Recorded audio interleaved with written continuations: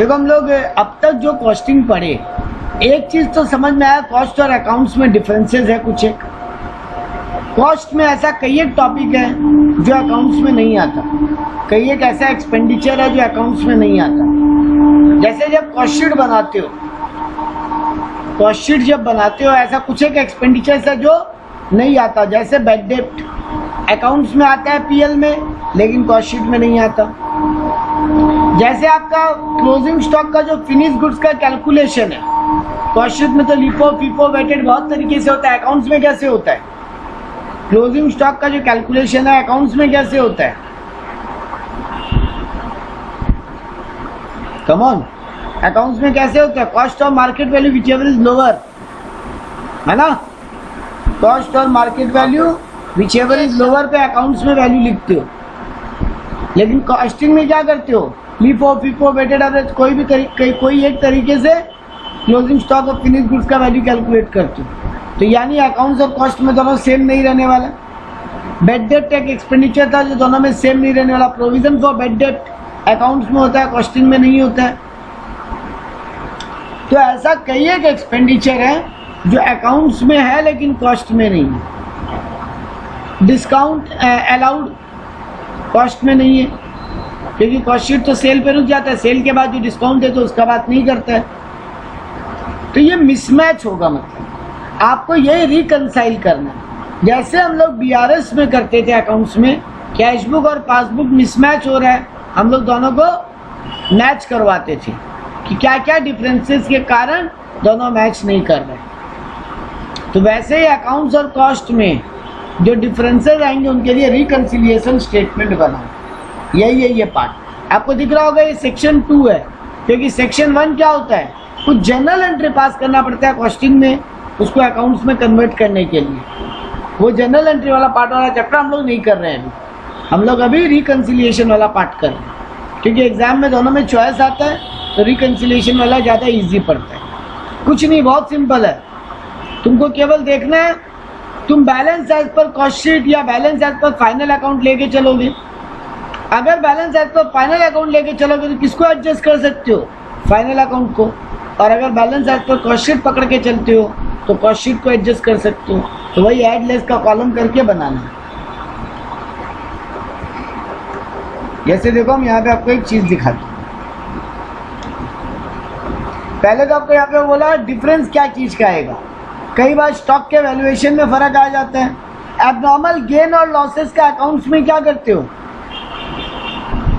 Abnormal gain या abnormal loss का accounts में क्या करते हो? पीएल के डेबिट में लिखते हो कि नहीं, या पीएल के क्रेडिट में लिखते हैं? कॉस्ट शीट में इसको नहीं लिखते।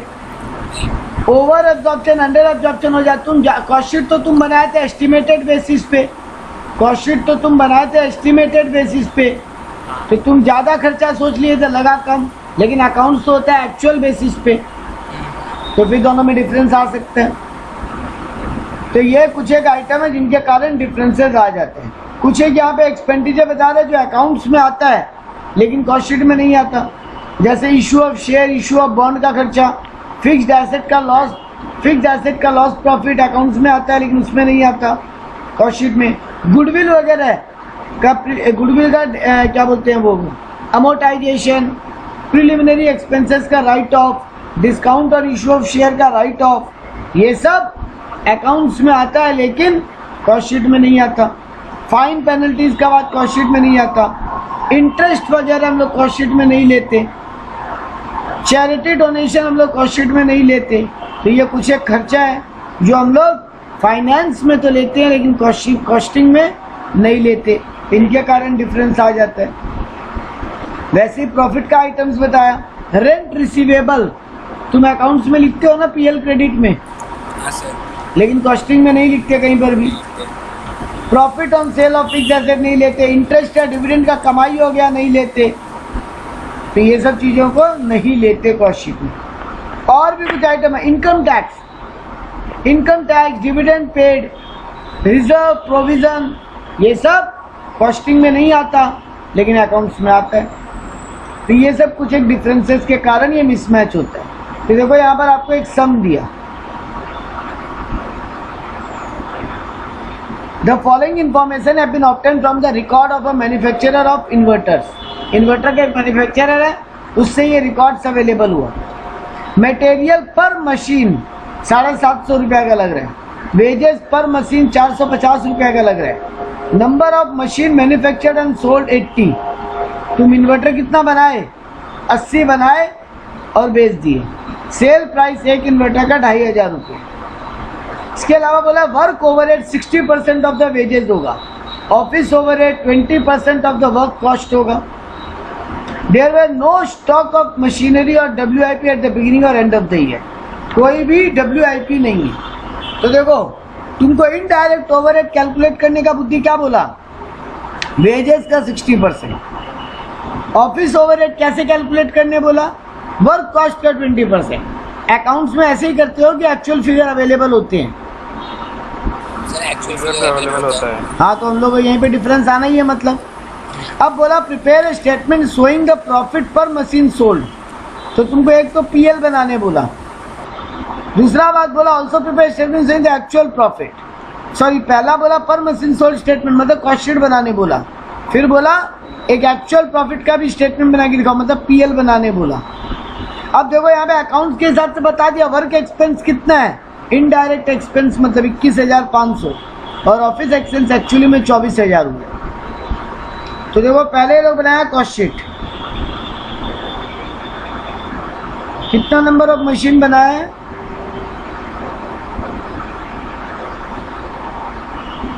एक मिनट, ये लोग 60,000 कैसे ले लिए? कहीं पे नंबर ऑफ मशीन बोला है सब में? मटेरियल कंज्यूम है तो हाँ तो बेटा मटेरियल कंज्यूम तो पर मशीन बोला ना, पर इन्वर्टर 750 रुपया। तो टोटल कितना लगा नंबर ऑफ इन्वर्टर? तो इसको मल्टीप्लाई करेंगे तो हाँ तो बेटा कहाँ दिया है? ये थोड़ा सा rate number of machine. Oh sorry भाई, तो हम ढूंढ रहा था। ठीक है, 750 दिया है तुमको पर मटेरियल, पर मशीन का मटेरियल। तो टोटल में लिख दिया मटेरियल कंज्यूम 60,000, 750 इंटू 80। वेजेस दिया तुमको 450, तो 450 इंटू 80 तो 36,000 वेजेस हो गया, मटेरियल हो गया 60,000, प्राइम कॉस्ट आ गया 96,000।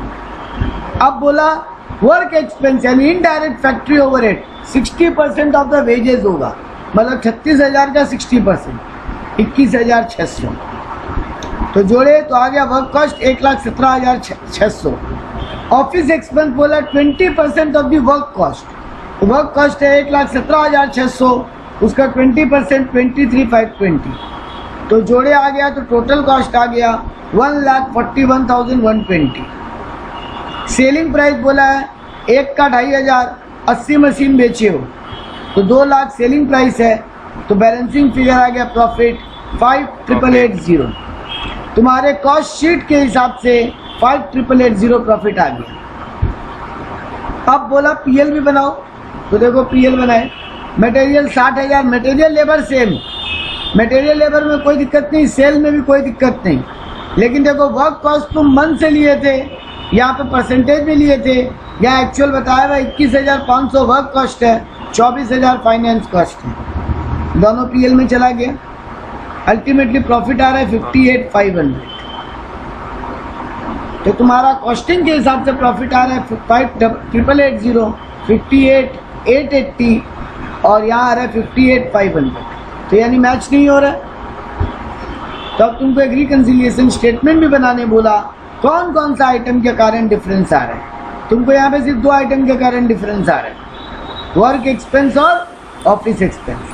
तुम किसी भी एक को पकड़ के चल लो, तुम्हारा मन है तुम कॉस्ट शीट का रिकॉर्ड पकड़ के रिकंसाइल कर लो, तुम्हारा मन है तुम PL का फिगर पकड़ के रिकंसाइल कर लो।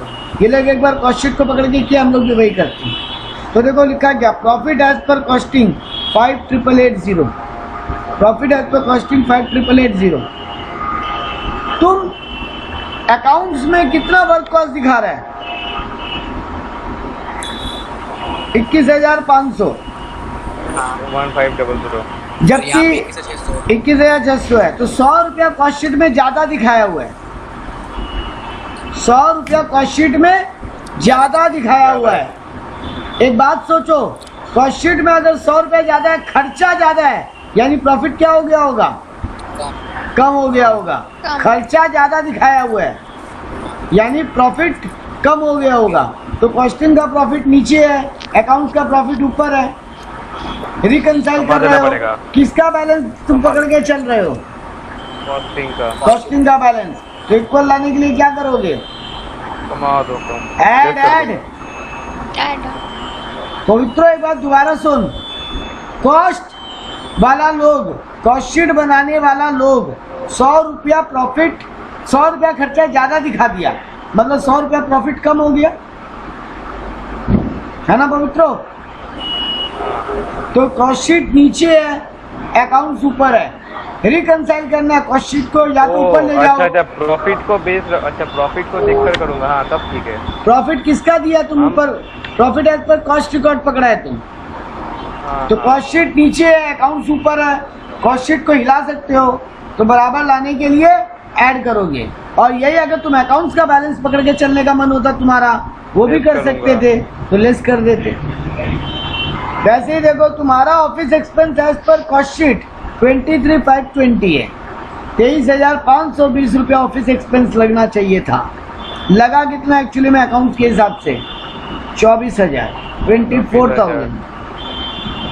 यानी कॉस्ट में कम खर्चा हुआ, एज पर कॉस्ट रिकॉर्ड खर्चा कम लगा। खर्चा कम लगेगा तो प्रॉफिट हाई हो जाएगा, मतलब कॉस्ट का प्रॉफिट ज्यादा हो गया था गलती से और अकाउंट्स का कम। तो कॉस्ट शीट ऊपर है, अकाउंट्स नीचे है। कॉस्ट शीट को चेंज कर सकते हैं, तो नीचे ले आएंगे, माइनस कर देंगे, कमा दूंगा। हाँ, और यही अगर तुम अकाउंट का बैलेंस पकड़ के चलता तो ऐड कर ले, बढ़ा दूंगा।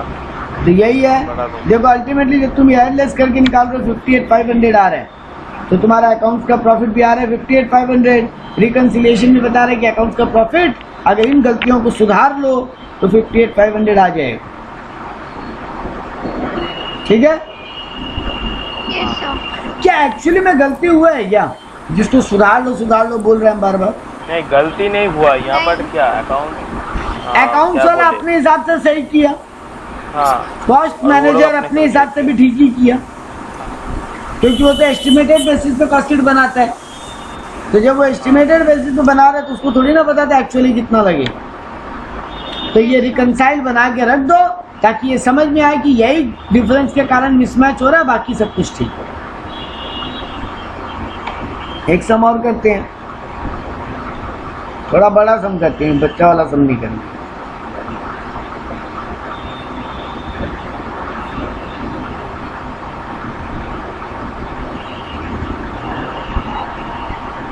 ये ठीक है।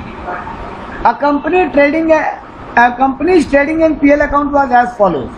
देखो जब बड़ा सम देगा ना तो तुमसे दोनों नहीं बनवाएगा कि एज पर कॉस्ट शीट भी बनाओ, पीएल भी बनाओ, फिर रिकंसाइल भी करो। वैसा तभी होता है जब छोटा सम देता है। बड़ा सम में कोई एक चीज बना के दे देगा, आइदर कॉस्ट शीट बना के दे देगा, आइदर बुक्स ऑफ अकाउंट्स बना के दे देगा। तो यहाँ पे तुमको पीएल, ट्रेडिंग पीएल बना के दे दिया, मतलब बुक्स ऑफ अकाउंट्स दे दिया, और फिर नीचे कुछ एडजस्टमेंट देते हुए बोला कॉस्ट शीट बनाओ और रिकंसाइल करके दिखाओ। तो देखो तुमको क्या दिया है, तुमको बता रहा है परचेज दिया है, क्लोजिंग स्टॉक माइनस कर दिया, बात एक ही है, ऑपोजिट में लिखो या इधर माइनस कर दो।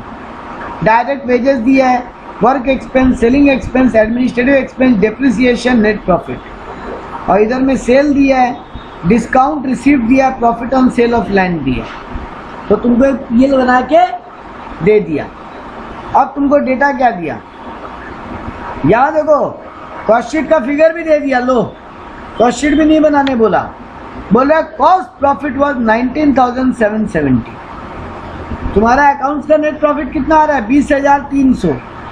और कॉस्ट अकाउंटेंट जब पीएल बनाया, कॉस्ट शीट बनाया, मतलब उसको 19,770 का प्रॉफिट निकल कर आया। Reconcile the finance and cost profit using the following further information. तुमको बता रहा है कॉस्ट अकाउंटेंट वाला क्लोजिंग स्टॉक का वैल्यू कितना लिया था? 4280। वो लिफो फीफो कुछ मेथड लगाया होगा तब 4280 आया। और तुम अकाउंट्स में कितना लिए थे? 4080। एक तो ये डिफरेंस आ रहा है। कॉस्ट अकाउंटेंट डायरेक्ट वेजेस का 100% एक्सपेंस को वर्क एक्सपेंस माना था, तो वेजेस कितना लगा तुम्हारे यहाँ? 10,500। तो वो यानी वर्क एक्सपेंस भी कितना मान लिया था? 10,500। लेकिन तुम्हारा अकाउंट में वर्क एक्सपेंस कितना लगा है? 12,130। कॉस्ट अकाउंटेंट क्या किया? वर्क डायरेक्ट वेजेस का 100% को वर्क एक्सपेंस मान लिया। तो डायरेक्ट वेजेस तो तुमको पीएल में दिया हुआ है 10,500। डायरेक्ट वेजेस और मटेरियल चेंज नहीं होता, वो कॉस्ट और अकाउंट दोनों में सेम रहता है। बाद बाकी फिगर में डिफरेंसेस आ जाते हैं क्योंकि कैलकुलेशंस का मेथड अलग अलग है। तो ठीक है, तुम्हारा work expense as per accounts आ रहा है 12,130, जबकि तुम्हारा कॉस्ट मैनेजर का आ रहा है 10,500। Selling and admin expenses we charge on the cost account 10% of sales. Selling expense 10% of sales माना। सेल कितना है टोटल? 75,000। 75,000 का 10%, 75,000 का 10% 7,500। Yes sir. 7,500। तो 7,500 कॉस्ट वालों के हिसाब से एक्सपेंडिचर लगना चाहिए था सेलिंग का। तुम्हारा सेलिंग का कितना लगा? 7,100। डिफरेंस आ रहा है, ठीक है। एडमिनिस्ट्रेटिव एक्सपेंस बोला था 10 पैसा पर यूनिट सोल्ड। 10 पैसा पर यूनिट सोल्ड। कितना यूनिट बेचे हैं? 50,000। 50,000 का 10 पैसा 5,000। और जबकि यहाँ बोल रहा है 5,340 लगा एडमिन, तो डिफरेंस आ रहा है। तो मेरे को अब तक दिखाई दिया है सर, वर्क एक्सपेंस में डिफरेंस आएगा, सेलिंग एक्सपेंस में डिफरेंस आ रहा है, एडमिन एक्सपेंस में डिफरेंस आ रहा है, क्लोजिंग स्टॉक में डिफरेंस आ रहा है। ठीक है, डिप्रिसिएशन भी तो आ रहा है। डिप्रिसिएशन है, यहाँ पे बोला कॉस्ट अकाउंटेंट 800 रुपया लिया था, तुम 1100 ले रहे हो, वहाँ भी डिफरेंस आ रहा है। और कोई डिफरेंस नजर आ रहा है? और कोई डिफरेंस नजर आ रहा है? सर प्रॉफिट वाला तो नहीं। हाँ, प्रॉफिट, अरे बाबा प्रॉफिट तो मैच करवाना ही है, वही तो अरे रिकनसाइल प्रॉफिट करो। तो मतलब आइटम आइटम वाइज देखा जाए तो क्लोजिंग स्टॉक में डिफरेंस आ रहा है, अकाउंट्स और कॉस्टिंग में, वर्क एक्सपेंस में डिफरेंस आ रहा है, सेलिंग एक्सपेंस में डिफरेंस आ रहा है, एडमिन एक्सपेंस में डिफरेंस आ रहा है, डिप्रिसिएशन में डिफरेंस आ रहा है। यही 5 फर्क नजर आ रहे हैं। Yes sir. हाँ गलती कर रहे हो। अच्छा, एक मिनट रुकिए। 1 मिनट। हम हिंट दे देते हैं, 2 गड़बड़ और है, यानी 2 मिसमैच और है।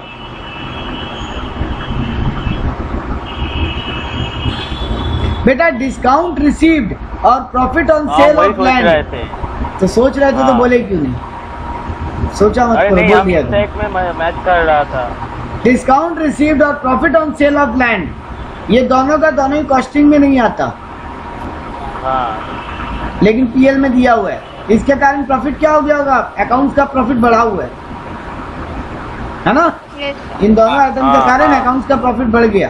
प्रॉफिट बढ़ा हुआ है। हाँ चलो ठीक है, अब तुम्हारा मूड तुम किसको पकड़ के चलोगे? ये लोग एज पर कॉस्ट रिकॉर्ड पकड़ के चले हैं, वही पकड़ के चलते हैं, मैच ही तो करवाना है। तो ये लोग का कॉस्टिंग का प्रॉफिट कितना आ रहा है? 19,770, तो देखो लिख दिया 19,770। अब देखो ठीक से करना इस चीज को। सेलिंग एक्सपेंडिचर प्रॉफिट को कम करता है। तुम्हारा सेलिंग एक्सपेंडिचर कितना आ रहा है एज पर पीएल? 7,100, जबकि कॉस्ट वाले कितना बोले थे? 10% ऑफ द सेल, मतलब 7,500। तो कॉस्ट वाले बोल रहे हैं 7,500 खर्चा हुआ, यानी कॉस्ट का प्रॉफिट ज्यादा गिर गया। हाँ एक्सपेंडिचर आई है मतलब प्रॉफिट कम हो गया। तो कॉस्ट का प्रॉफिट 7,500 से गिरा, लेकिन तुम्हारा अकाउंट्स का प्रॉफिट 7,100 से गिरा। 7,100 से। तो डिफरेंस 400 रुपया का आ रहा है। कॉस्ट को पकड़ के चल रहे हो तो ऐड कर दो, अकाउंट्स को पकड़ के चलते तो माइनस कर दो। तो तुम्हारा 400 रुपया ऐड होगा पहले, ठीक है। Yes sir. Next one, work expense बोल रहा है 100% ऑफ डायरेक्ट वेजेस, यानी वर्क एक्सपेंस अकाउंट्स के हिसाब से 12,130, लेकिन कॉस्ट के हिसाब से 10,500। तो अकाउंट्स में ज्यादा खर्चा लगा, कॉस्टिंग के हिसाब से कम, तो अकाउंट्स का प्रॉफिट ज्यादा गिर गया। अकाउंट्स का प्रॉफिट ज्यादा गिर गया, ज्यादा गिर गया। कॉस्ट का प्रॉफिट गिरा 10,500 से, अकाउंट्स का प्रॉफिट गिर गया 12,130 से। तो जो डिफरेंस आएगा हम उसको क्या करेंगे, लेस करेंगे। तो Less देखो करेंगे। लेस करेंगे तो देखो ये लोग भी वही किया। वर्क एक्सपेंस 10,500 माइनस 12,130, 1630 से लेस हुआ। ठीक है, Yes, sir. Next one selling expense तुमको बोल रहा है 10%, वो तो बात कर लिए, सॉरी। एडमिनिस्ट्रेटिव एक्सपेंस, तुम्हारा एडमिन एक्सपेंस बोल रहा है 10 पैसा पर यूनिट, तो 50,000 यूनिट बिका है तो 50,000 का 10 पैसा 5,000 लगना चाहिए था। तो कॉस्टिंग में 5,000 से प्रॉफिट गिरा, लेकिन अकाउंट में 5,340 से प्रॉफिट गिर गया। तो माइनस करेंगे तब इक्वल आएगा, 340 रुपया माइनस में गया। ठीक है, अकाउंट्स बोल रहा है 1100 रुपया का डिप्रिसिएशन हुआ, कॉस्टिंग बोल रहा है 800 का ही हुआ। तो कॉस्ट का प्रॉफिट 800 से गिरा, अकाउंट का प्रॉफिट 1100 से गिर गया, अकाउंट ज़्यादा गिर गया, तो इक्वल करने के लिए कॉस्ट को गिराना पड़ेगा। तो ये भी माइनस हुआ 300 रुपया। अब आता है दो इम्पॉर्टेंट आइटम, पहले वो दोनों आइटम निपटा देते हैं, डिस्काउंट रिसीव्ड और profit on sale of land को। देखो ये दोनों अकाउंट का प्रॉफिट को क्या किया होगा, बढ़ा दिया, लेकिन कॉस्ट का प्रॉफिट में तो कोई असर ही नहीं हुआ। तो कॉस्ट का प्रॉफिट वहीं का वहीं खड़ा है, अकाउंट का प्रॉफिट बढ़ गया, बढ़ाना पड़ेगा। तो ऐड करना पड़ेगा दोनों को। 2,340 प्लस 260 ऐड हो गया। अब आते हैं आखिरी आइटम पे और सोच के जवाब देना। क्लोजिंग स्टॉक का वैल्यू अकाउंट के हिसाब से 4,080 रुपीज है, लेकिन कॉस्ट के हिसाब से 4,280 है। क्लोजिंग स्टॉक प्रॉफिट को बढ़ाता है कि गिराता है?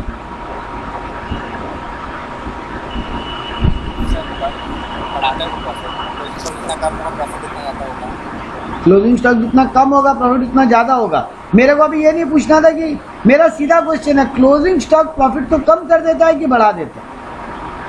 कम। अच्छा, पवित्र का आंसर कम है, स्वास्तिक का आंसर, रीजन तुम कुछ और दिया लेकिन आंसर तुम्हारा कुछ और हो रहा है। तुम्हारे रीजन के हिसाब से तो बढ़ाएगा।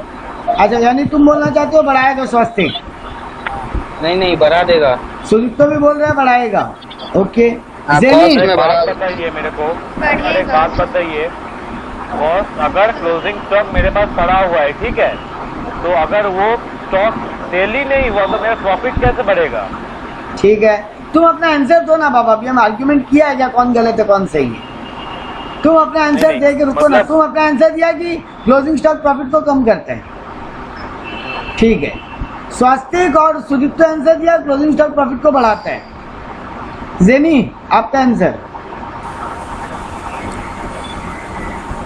नहीं सर, देखना पड़ेगा कि क्लोजिंग स्टॉक का वैल्यू बढ़ रहा है कि घट रहा है। अगर बढ़ रहा है तो बढ़ाएगा, नहीं। सुदीप तो यार मेकिंग इट कॉम्प्लिकेटेड। मेरा सीधा क्वेश्चन है, क्लोजिंग स्टॉक 100 रुपया है, ये मेरे प्रॉफिट यहाँ को पे ज्यादा बढ़ेगा आएगा या घटाएगा? हाँ, बढ़ाएगा। डिफरेंस का बात हम नहीं कर रहे। जेनी बोलो। बढ़ेगा। नहीं है, बच रहा है। अच्छा ठीक है, पवित्रो देखो घटने का आंसर दिया, पवित्रो घटने का रीजन दिया कि जब माल बिका ही नहीं तो प्रॉफिट कहाँ से हो गया। अब आप में से कोई बढ़ने का रीजन दे सकते हैं? आप लोग क्यों बोल रहे हो कि क्लोजिंग स्टॉक प्रॉफिट को ज्यादा कर देते हैं? Come on. क्लोजिंग स्टॉक जितना कम रहेगा उससे उतना ज़्यादा हुआ है, तो जितना ज़्यादा हुआ उतना प्रॉफिट। अच्छा ठीक है, ये तो और ही एक मतलब कोई और ही दुनिया का रीजन लिखा है, लेकिन सॉलिड मतलब लॉजिक है, गलत है लेकिन लॉजिक है। और कोई सुनतो बाबू, काहे बोलोगे कि प्रॉफिट बढ़ गया क्लोजिंग स्टॉक होने के कारण? कैसे पता चला?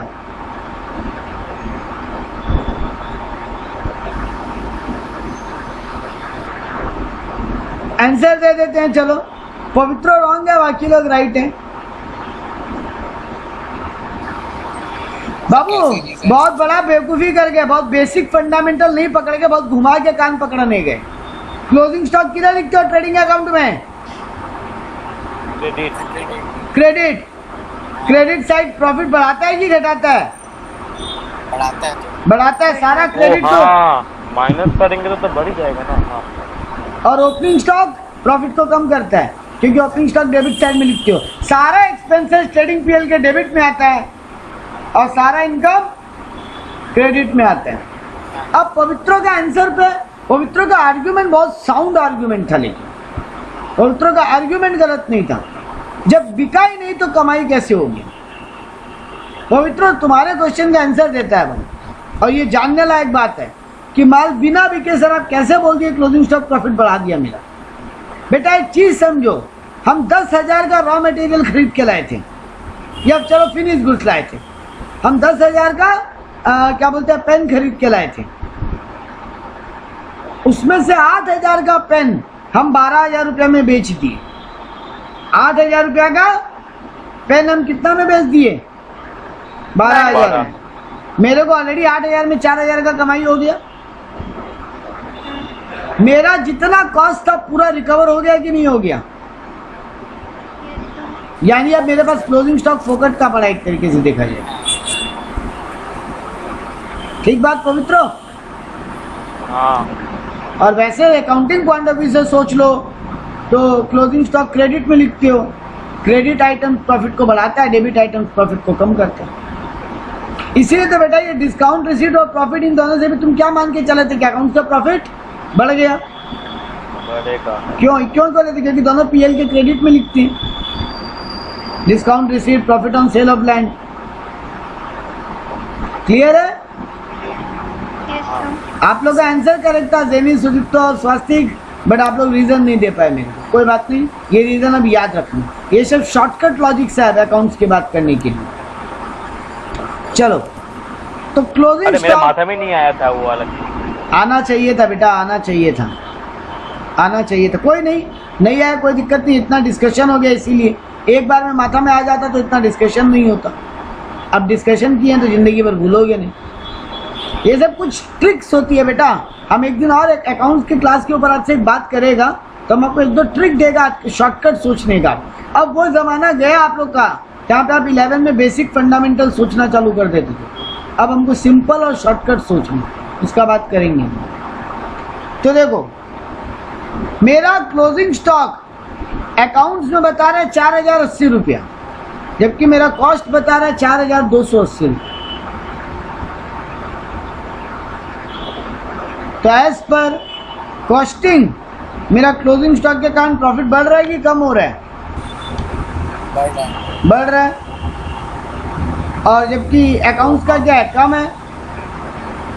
क्लोजिंग स्टॉक प्रॉफिट को बढ़ाता है और कॉस्टिंग का क्लोजिंग स्टॉक हाई है, मतलब मेरा प्रॉफिट बढ़ गया, बढ़ा हुआ है, और अकाउंट्स का घटा हुआ है। तो क्या करेंगे? इक्वल लाने के लिए किसको छेड़छाड़ कर सकते हैं? कॉस्ट को छेड़ सकते हैं, तो लेस कर दो 200 रुपये। तो देख लो difference in stock valuation less किया हुआ है 200 रुपया।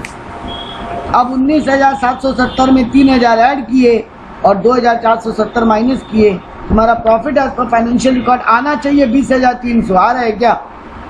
आ रहा है, मैच कर गया। मतलब सिर्फ इन्हीं डिफरेंसेस के कारण अकाउंट्स और कॉस्ट में डिफरेंस है।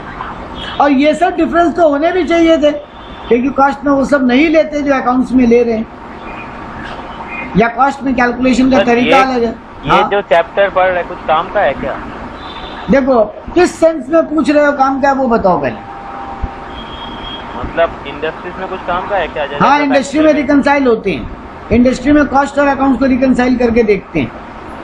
आजकल क्या हो गया ना पवित्र, सब सॉफ्टवेयर में हो जाता है ऑटोमेटिक, बट लेकिन करके देखते हैं रिकनसाइल। ठीक है, तो ये था ये चैप्टर फाइनेंशियल रिकंसिलिएशन।